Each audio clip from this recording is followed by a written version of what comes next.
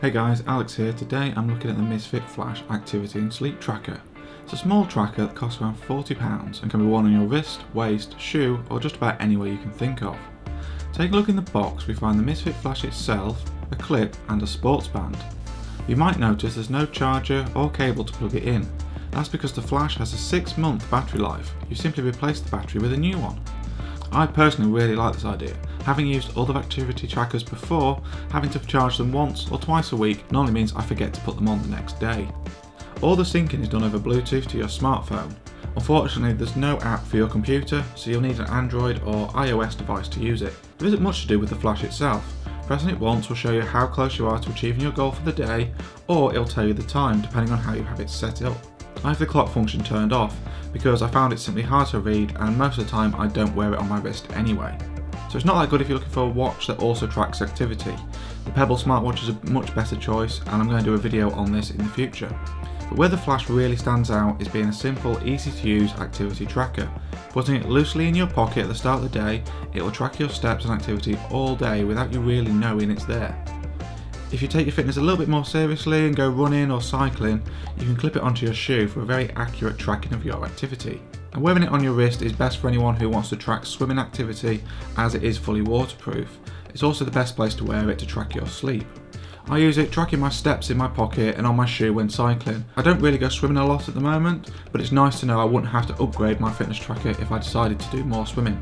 So once you've tracked all this data, you need to do something with it.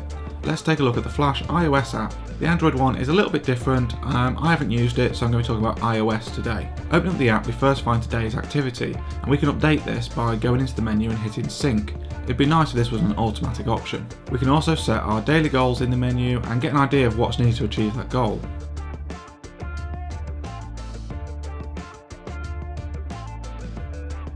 You can also set your sleep goal and weight goals, but this feels kind of like an afterthought as there's not much in the app to help us achieve these goals. I've been working in the office all day today, so I haven't got much activity to show you, but let's look back over a couple of days and see times when I was more active. We can see I am well over my goal of 1,000 points. Pressing on this will show you your step count, calories burnt and how far you walked or ran. You also get a graph showing your activity level over the days and when you hit your goal. Slide up and we can see the breakdown of activity and what points you earned for each of these activities, along with any achievements shown in green. Mine here also shows calories eaten. This is synced from the MyFitnessPal app.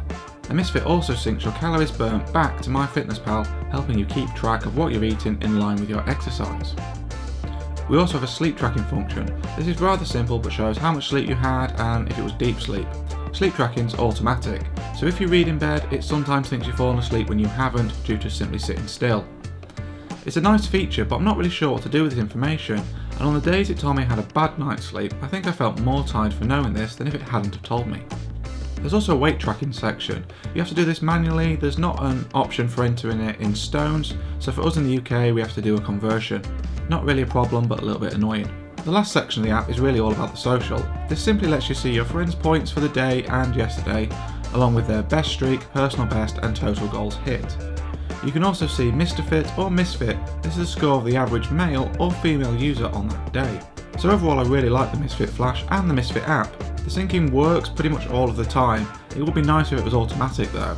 It's a small, simple to use tracker. Simply putting it in your pocket is enough to track your basic fitness level for the day. Being able to put it on your shoe and it automatically track things like cycling is even better. For around £40 on Amazon, the Misfit Flash is perfect for someone looking to get into better shape and get moving with a fitness tracker.